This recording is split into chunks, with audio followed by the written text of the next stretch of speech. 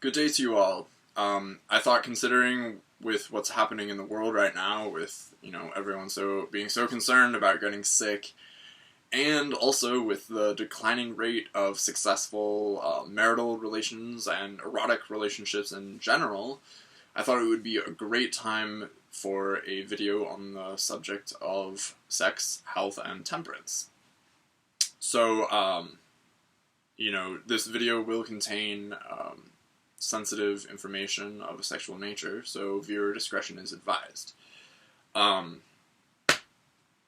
thought I'd start with reading from this book called the Hermetic Corpus, which was a collection of teachings that were circulating around Egypt and Greece in ancient times.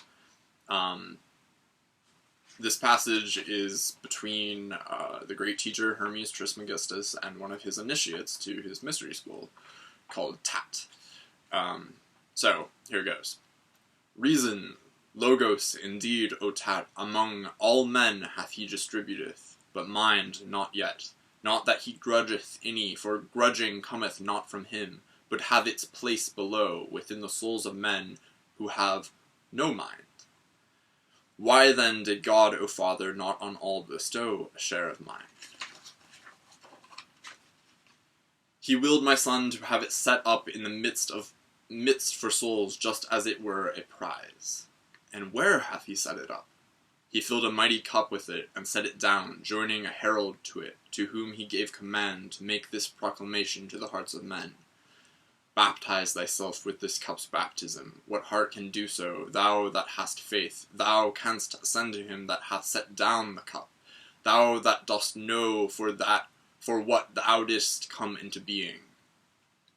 So, these passages are actually a grand metaphor for sexual health and sexual energy in general.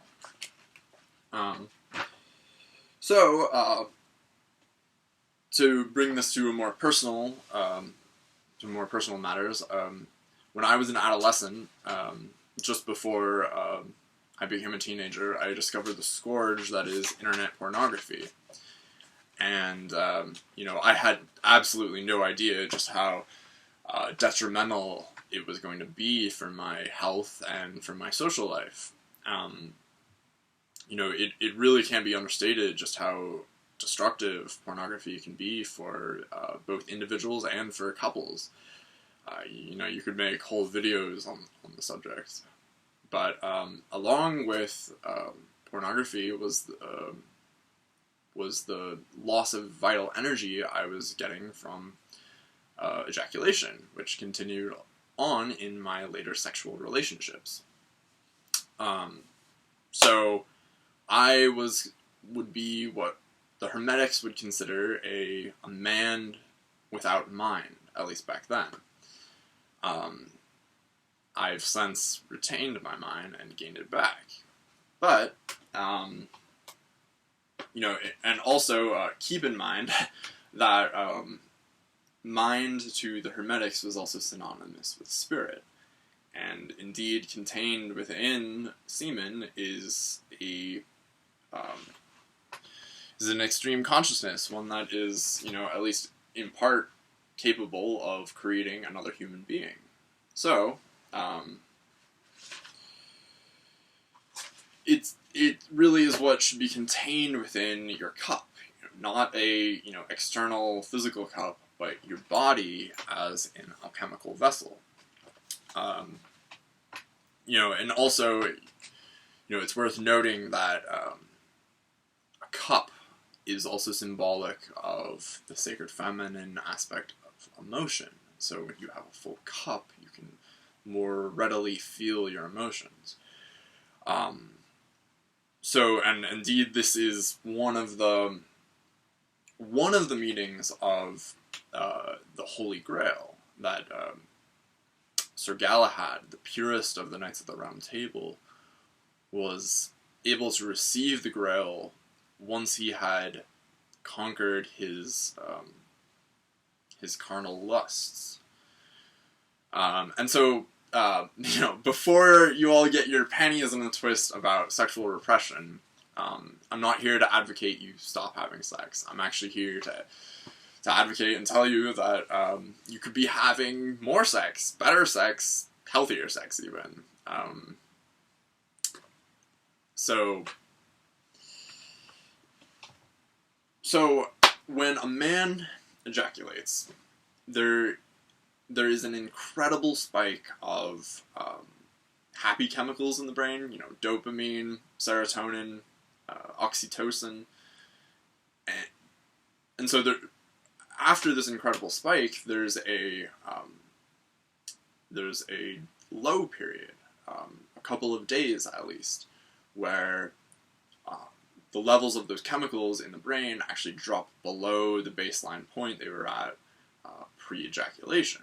And so this is the cause of, you know, the moodiness that, you know, accompanies sex, those craving desires.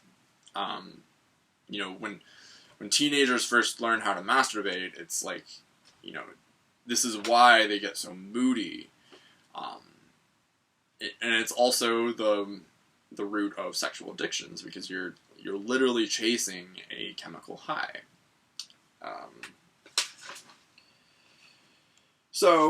You know, apart from dopamine and serotonin and oxytocin being lost, there's I can personally attest to a diminished energy levels in general, as well as diminished confidence, especially with the opposite sex,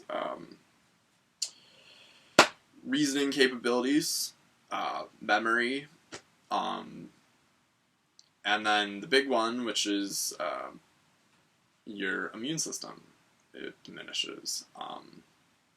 So, you know, I used to get sick quite a bit, but then, you know, after I learned how to do these sexual practices, I don't get sick anymore.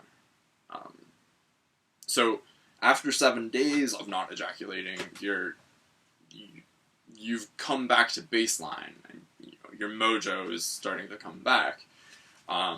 And after like 21 days, you're gonna feel just like supercharged, just absolutely buzzing with this spiritual sexual dynamo. It's going to start spilling over into all areas of your life. It's going to make you a more well-rounded person, just in all walks of your life. This was considered by the alchemists to be the Philosopher's Stone, the elixir of life. You know, it was capable of transmuting base metals into gold and granting you immortality. You know, base metals into gold is a grand metaphor for transmuting the uglier, darker, shadow aspects of consciousness into higher, more loving, pure aspects of consciousness. And then immortality, you know, we are all still subject to the laws of entropy, but when you're practicing these sexual practices, you're going to stave off that entropy. You can extend your life using these practices.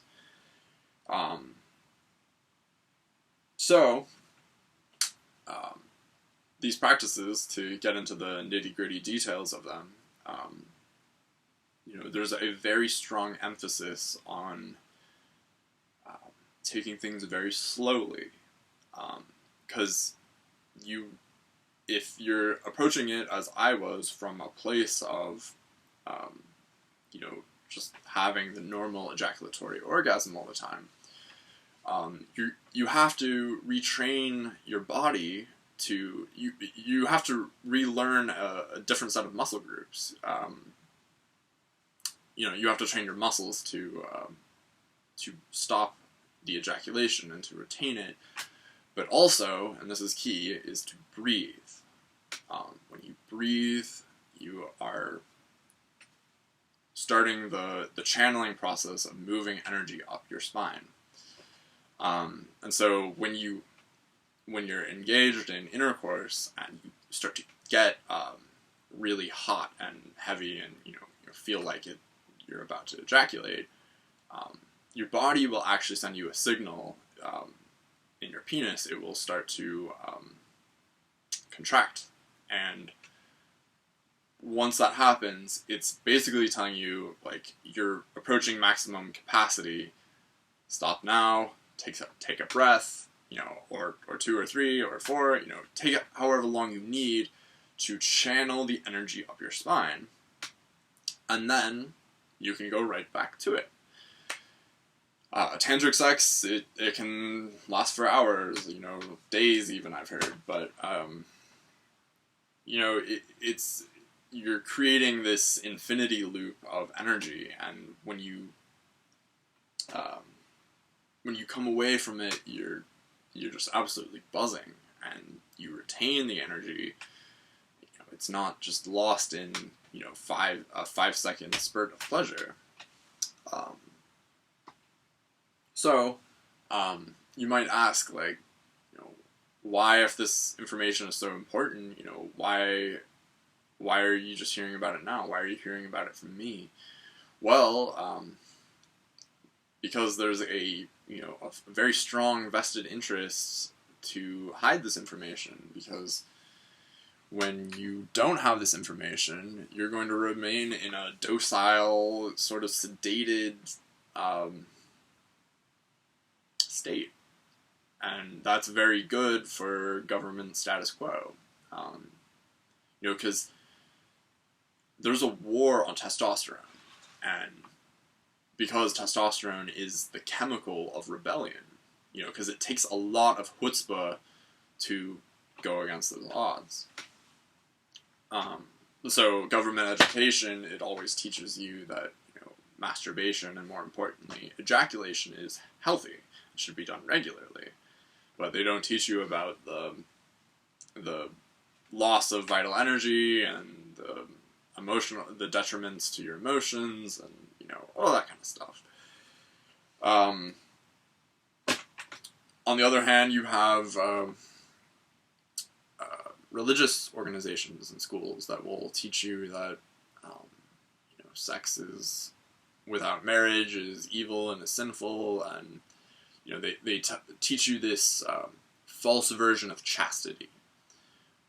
They say that you have to abstain from sex until marriage, but chastity is really just about purity, and what they don't tell you is that sex can be pure just without ejaculation. So,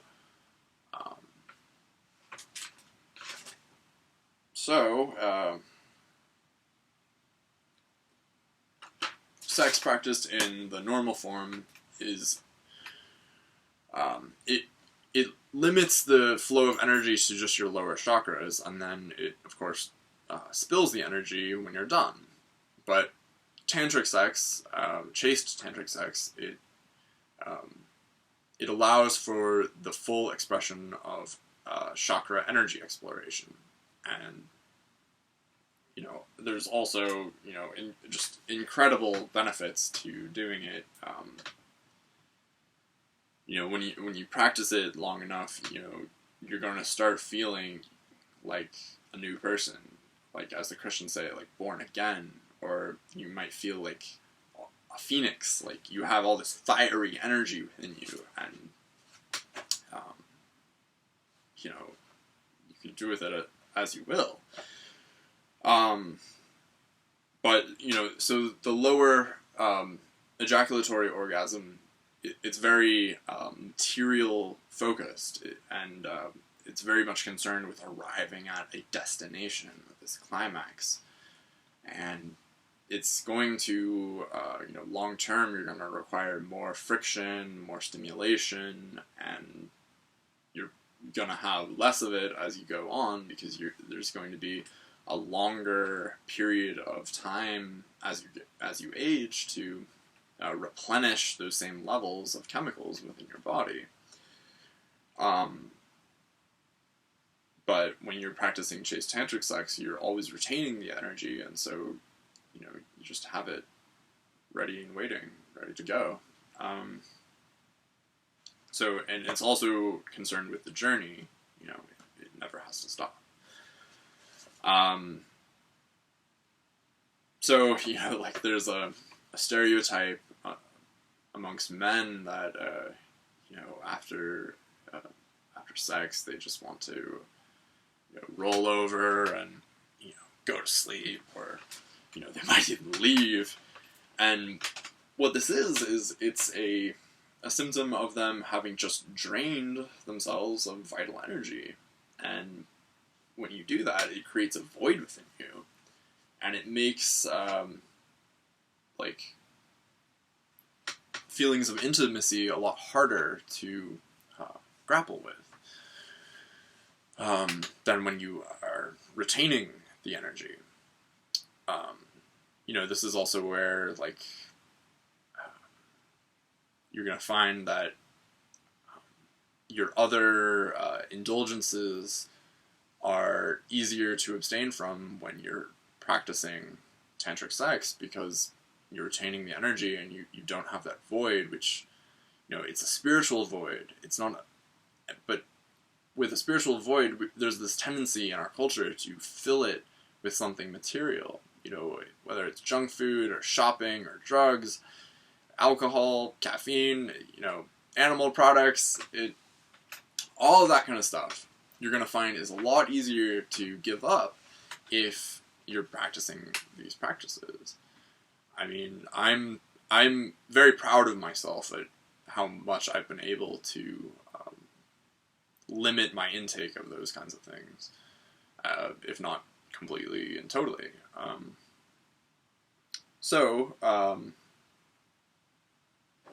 And this is where the idea of temperance comes into the picture. At the same time, when you're first starting these sexual practices, it's going to be a good idea to abstain from those kinds of material pleasures, because it's going to want to trigger within you the same sort of patterns that will lead you to having the ejaculatory orgasm.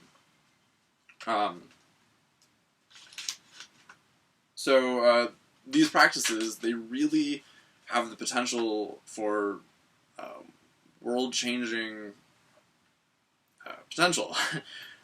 World-changing implications, I should say. Because so much of the violence within our world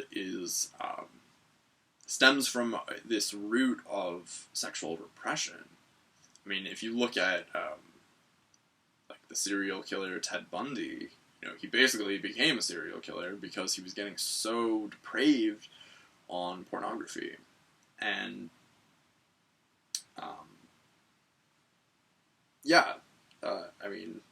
porn is very evil. But also relationship dynamics. These practices definitely have the potential to change those, because, so again, the energy is not lost between the two people. There's this greater connection for bonding between them. And also, there's a biological component where, so for a man, if the man is having an ejaculation inside of a woman, there's a part of him, an animalistic part, that is telling him that he has fulfilled his biological destiny and that he should go find someone else to do the same with, to continue the species as much as he can. And also for a woman, if a man is ejaculating inside of her, she's going to at least subconsciously expect a baby to show up. Because again, we've been hardwired for this for aeons, but when the baby doesn't show up, and why should it, with modern birth control, when it doesn't show up, it's going to subconsciously trigger in her this, feelings of why am I not getting pregnant? I should probably go find another guy to help me get pregnant. And so, if you're trying to have a monogamous relationship, then you're going to be, and you're not practicing these sexual practices that I'm talking about, then you're going to be constantly at odds with this biological impulse within you. This could be the reason why so many people stray from monogamous relationships and cheat on their partners and want to try things like polyamory and stuff like that. Anyways, from a more metaphysical perspective, I'd like to relate these sexual practices to different aspects of occult science.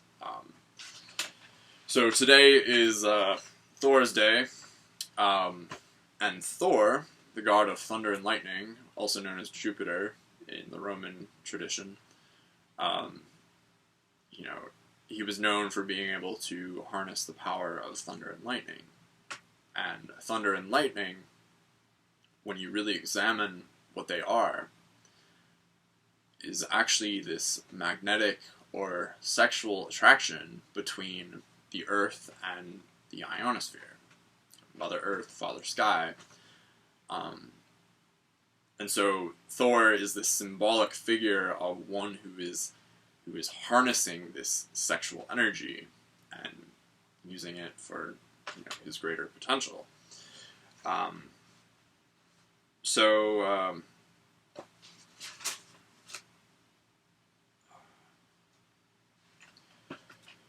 Jupiter and Thor is also related to the sign Sagittarius, where again we see this this lesson in sexual energy, where Sagittarius has the choice to either choose to be an animal, the horse, or to be a fully fledged human being, who and that's also symbolic of him shooting an arrow, reaching for something higher than himself. And Sagittarius, Jupiter, and Thor are also they also correspond to the tarot card Temperance, via the Kabbalistic tree of life. Temperance is it's very much concerned with sexual energy, because you see the lower cup is actually the water in the lower cup is actually traveling to the higher cup, which again is this metaphor for raising the sexual waters within your being. And when this is done, it produces the red wings of love, of self-love. And also, wing symbolism is very much associated with the higher mind. So, again, you're retaining your mind. To the Taoists in the East, they talk about Jing, Chi, and Shen. Now, Jing was considered, your sexual waters. It's your semen, basically. And this creates within the body Chi, which is life force energy. And Chi can be channeled into, all, manner of things like art or martial arts or, whatever. You can there's even practices of being able to, scoop it out of the air and retain it within yourself. But Chi then translates to Shen, or becomes Shen, which is mind power.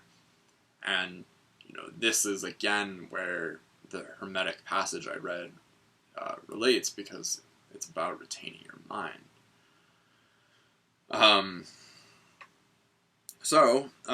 Also, the sign of Scorpio in astrology is considered the house of sex. The mysteries of sex are contained within the sign of Scorpio. And Scorpio is symbolized by a scorpion, a phoenix, and a dragon or serpent. And so the scorpion, for me, my Venus sign is in the sign of Scorpio, and I think this is why, I had such a problem with pornography when I was younger, because the Venus in a man's chart is symbolic of the kind of woman he looks for, and the lower nature of Scorpio, the Scorpion, is a very good depiction of what porn will do to a person, because what a scorpion does is basically just like hides in the dark, and it's like full of poison, and that's pretty much what pornography does to a person. But then the higher nature of Scorpio is the Phoenix, which is, again, it's like symbolic of tantric sex. The feelings that you get from practicing it. You'll have this fiery energy, and you'll feel like you're reborn. And then, of course, the dragon or serpent across the board in mythology has been symbolic of sexuality, and really the volatile nature of sexuality, that if it's not conquered or tamed, that it could devour you. So, there was always a hero myth where the hero has some kind of encounter with a dragon or serpent or other beast that he must conquer, slay, or tame, and this was always symbolic of him, conquering himself, conquering his sexual waters. This is also where serpent upon staff symbolism comes from, or cross, serpent on cross symbolism. Whether it's the caduceus of Hermes with the entwined serpents, which is symbolic of Kundalini energy. Kundalini in the East was said to be the serpent that was coiled at the base of your spine and could be awoken through sex. And then, of course, Moses in the desert with the Israelites, who were being set upon by serpents. They were, being bitten, and they were falling ill because of the serpent's venom. And what this is a metaphor for is them having unrestrained sexual impulses and feeling the consequences of those impulses. But then Moses puts a brazen staff on a brazen serpent upon a staff, and this, when looked upon by the Israelites, healed them. And what this is it's Moses teaching them how to control their sexual energy. So, also, it was a brazen staff, or a brazen serpent, and that's a reference to bronze, which is it's an alloy between two metals, copper and tin. Copper corresponds to the planet Venus, and tin corresponds to the planet Jupiter. So you have this this sexual dynamic again, merging of masculine and feminine, of Venus and Jupiter. This is also where the symbolism of the Ankh comes from too, if you haven't seen my other video where I talked about that. So, yeah. To end with, I'd like to clear a few things up. First, I'd like to say that these practices really require a devoted heart. You can't cheat your way into these practices. You really have to do them. You can't slip up. If you do, you basically start back at square one, and you have to do it again.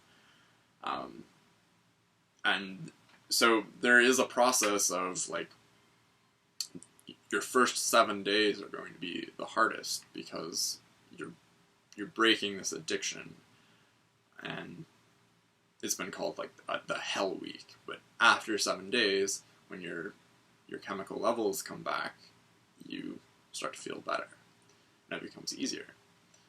it can be very difficult. Not gonna lie, like, you know, I've failed on this path more times than I'd care to count, but failure can be the best teacher. You know, it can drive you to excel. This is not a 100% effective form of birth control either. You know, there's still will be pre-cum, and even with practicing these practices, you might find that some fluid does come out still. So, so take your normal precautions. Also, it's not a 100% effective form of, you know, it's not a universal panacea, even though it's been called the elixir of life. You still need to take care of the other aspects of your health.